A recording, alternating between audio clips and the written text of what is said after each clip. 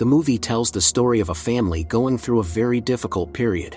Rachel cleans floors at a nursing home while her father works as a taxi driver. Phil transports all kinds of clients throughout the day, and his wife Penny works as a cashier at a supermarket, looking very tired. Phil drove an elderly man to a cemetery and watched him for a long time. Later, Phil offered to give a ride to his colleague whose car had broken down. Penny's shift ended, and as she was heading home, she saw her son Rory fighting with a weaker boy. The mother scolded Rory for his behavior and for constantly skipping school. Rory behaved very nervously. At home, Rachel was waiting for them, looking just as unhappy. The mother tried to ask the daughter how her day went, but she answered all questions briefly and reluctantly. Meanwhile, Phil was drinking with his colleague at a bar. Ron complained about a woman who crashed into his car. In Ron's opinion, all the problems in their lives are because of women. As they men were walking home from work, Ron's beautiful daughter Samantha said hello to Phil. When Phil came home, he brought a huge amount of calorie-packed buns. He tried to talk to his daughter and wife, but the conversation didn't stick. Learning that the son got into a fight today, Phil tried to talk some sense into him, but Rory answered his parents very rudely. The boy did not want to study or work, spending whole days lying on the couch watching TV. The family had dinner in a tense atmosphere as usual. Phil tried to tell how his day went, but no one was interested. Rory was the first to leave the table and was rude to his mother's request to keep them company. Meanwhile, Ron's wife Carol as usual got drunk and didn't prepare anything. There was disorder in the apartment. Their daughter Samantha came, unhappy that there was nothing to eat at home again. They have no money for groceries. Ron tells Samantha that she should go to work, but the girl doesn't want. Meanwhile, their neighbor Maureen is trying to talk to her daughter Donna, who answers any question rudely. Their relationship has never been good. Samantha notices Donna's boyfriend coming over, and she starts flirting with him, which Donna didn't like. Later, Craig noticed a local ragamuffin staring at him. The guy threatened him and insulted jealous Donna. Phil searched for money all around the house, but it wasn't enough. He knocked on his daughter's door, asking for a loan. Rachel told the father that her wallet was in the coat. I'll give it back to you. Okay. He was very ashamed, but he had no choice. Phil came into his room, telling the wife, who was solving a crossword, that he had a tough week. The man asked his wife to lend him some money. Penny told that he could get up earlier and work more. Despite her dissatisfaction, she agreed to give him some money. Phil suggested that they solve the crossword together. She didn't like the idea. Penny said she wanted to sleep. At night, the woman removed her husband's hand from herself and got out of bed. Sitting alone, she barely held back tears. Life seemed bleak and hopeless. The next day, Rachel worked at the nursing home. An elderly man named Sid began to flirt with her. The girl tried to ignore him. Phil overslept today, and Ron spent the last of his money on car repairs. When Phil came to work, his boss, Neville, expressed dissatisfaction with his productivity. Donna works as a waitress. Samantha came to the same cafe and openly mocked her. Soon Rachel came in and ordered a Coca-Cola. Samantha is the only one of the girls who doesn't work. At some point, she noticed the ragamuffin watching her through the glass door. Phil drove a provocatively dressed girl and then a drunk man. It was already late, and he still hadn't come home. Sid continues to court Rachel.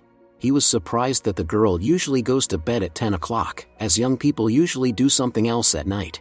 Sid treated Rachel to candy and asked if she had a boyfriend. I ain't got a boyfriend, you know that. On Saturday night, Rachel was reading a book alone while Craig told Donna not to call him again when he was out with friends. Donna is unhappy with her boyfriend's rude behavior, but she still asks him to stay. But at some point the girl became anxious, telling him to keep his hands off her. Angry Craig was just going to leave. Suddenly, in a fit of emotions, Donna confessed that she was pregnant. Of course, Craig was not happy with this news and started yelling at the girl. Penny was spending time with her friends at a bar. Carol got drunk again and began to behave inadequately. At this time, Craig accused Donna of deliberately getting pregnant. He said he didn't want to become a father, as they didn't even have the money to support the child. Donna couldn't hold back her tears. Offending her, Craig left. Penny confessed to the friends that she was not actually married to Phil officially. He had never proposed to her, and eventually she had come to terms with it.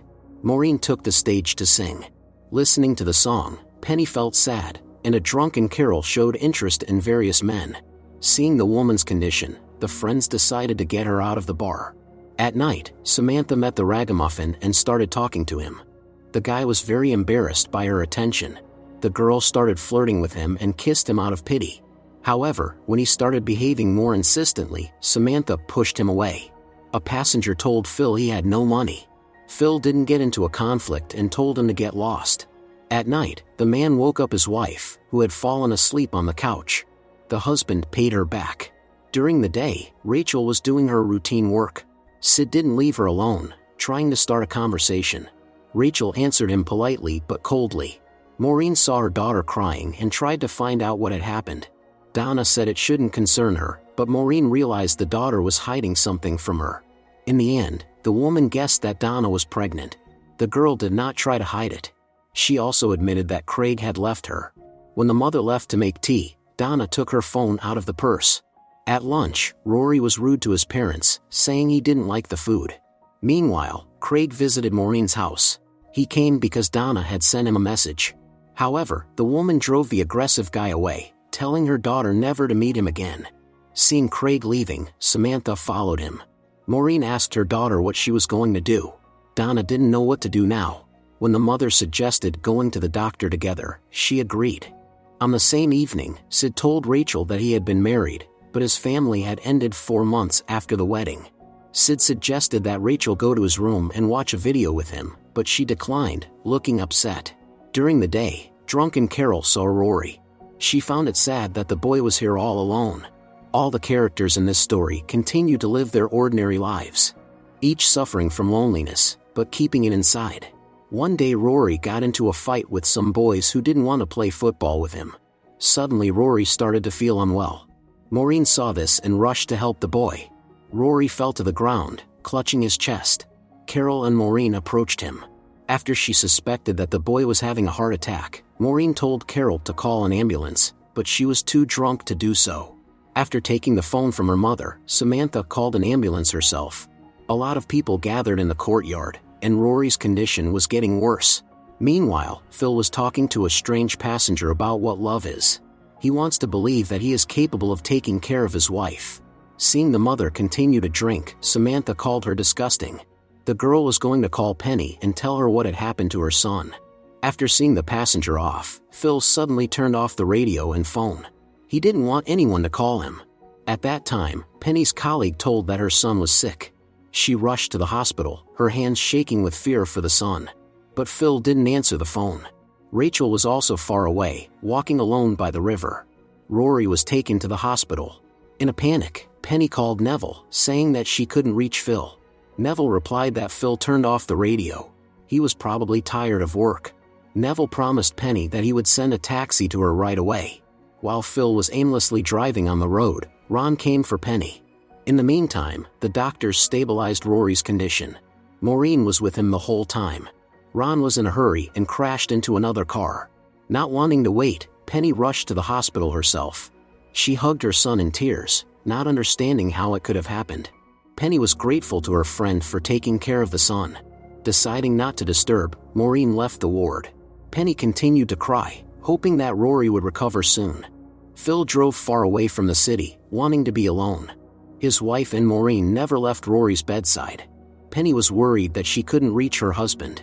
Meanwhile, he was just aimlessly walking and standing by the river, thinking about his unhappy fate. Rachel came to the hospital immediately after she heard what had happened.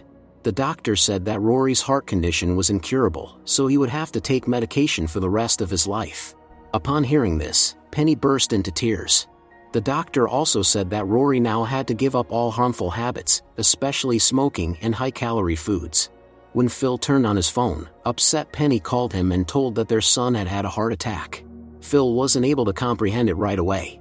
The wife hung up, and Phil immediately headed to the hospital. Maureen and her daughter began to understand each other much better. Donna was grateful to the mother for her support. Maureen told her that everything would be all right. Together they would get through it. Carol and Ron were drunk.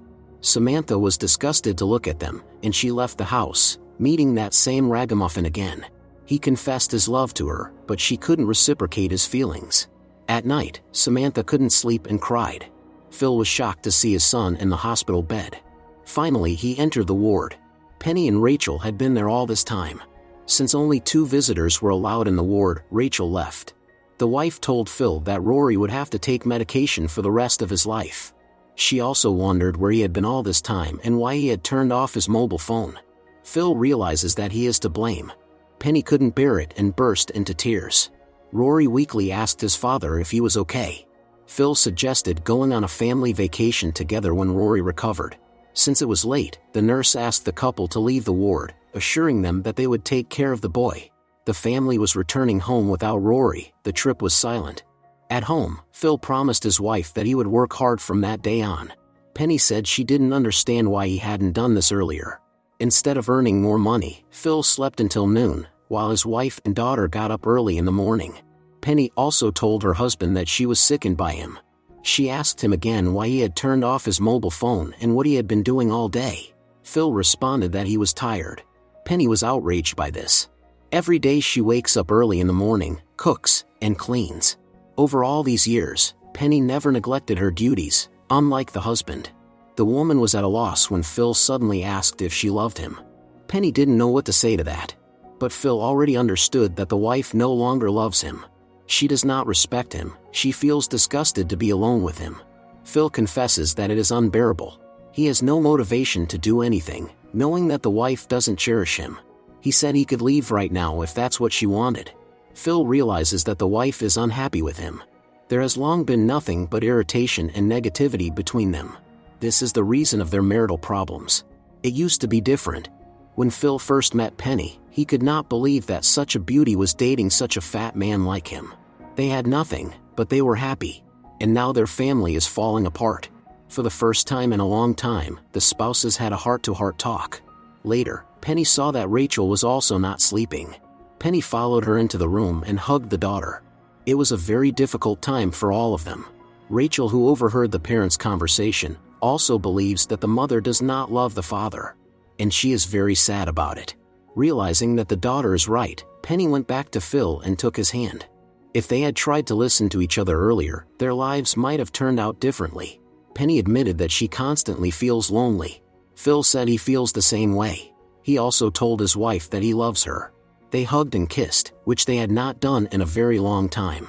Penny said she missed those days when Phil made her laugh. In the final scene, we see Penny, Phil, and Rachel coming to visit Rory at the hospital.